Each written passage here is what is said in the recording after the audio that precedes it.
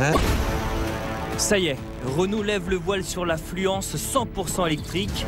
Après 3 ans de développement et 4 milliards d'euros d'investissement pour l'alliance Renault-Nissan, le projet zéro émission voit enfin le jour.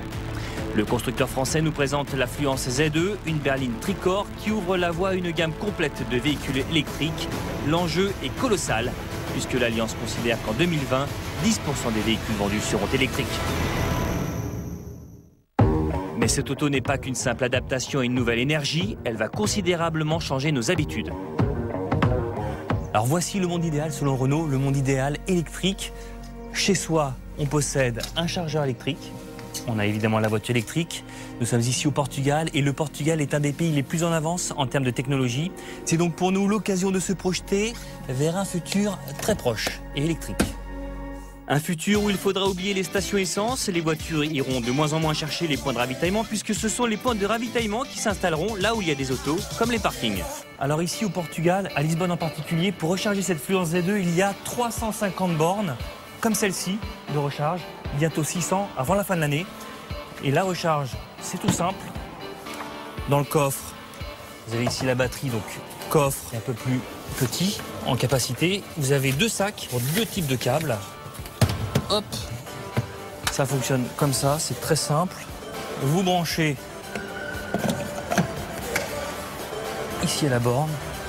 Vous avez la trappe qui se trouve ici. Et voilà. Maintenant, il suffit de laisser mijoter pendant quelques heures et la Fluence pourra repartir. Zéro émission de CO2, oui, mais au prix d'une autonomie bien plus faible, au mieux entre 180 et 200 km. Pour atténuer la désagréable sensation de toujours rouler en réserve, les ingénieurs ont imaginé de nouvelles fonctions. Renault, avec la Fluence, propose grâce au système de navigation un outil plutôt sympa. Voilà, vous avez maintenant ici le rayon d'action par rapport à votre charge, votre niveau de charge. Et ça, c'est vrai que ça rassure un petit peu et on part plus serein.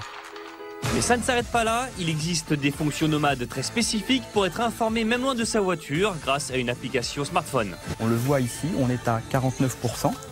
C'est très utile parce que si par exemple vous devez effectuer une course, on vous appelle, vous devez effectuer une course, vous ne savez pas à quel niveau de recharge se trouve la voiture, et bien au lieu de descendre pour vérifier où elle en est, eh bien vous avez l'information directement sur le smartphone avec l'autonomie disponible en kilomètres. Mais une fois à bord, lorsque l'on est sur la route, comment fait-on pour éviter la panne sèche? Eh bien pour en savoir un peu plus, nous avons roulé jusqu'à la limite du raisonnable avec la Fluence Z2. Bon voilà, ça y est, on est en réserve. Donc là, il me reste plus qu'une dizaine de kilomètres à parcourir avec mon niveau de charge. Je suis un petit peu embêté parce que ici, effectivement, pour trouver une prise électrique en pleine campagne, c'est pas évident. Alors, Renault propose le Z2 service. Et bien là, tout simplement, on va chercher aux alentours les points de recharge libres. Ça y est, c'est bon. Il y a 1, 2, 3, 4, 5, 6 bornes de recharge. La plus proche est à 2 km. Et là, le GPS m'y emmène directement. Ça, c'est vraiment très pratique.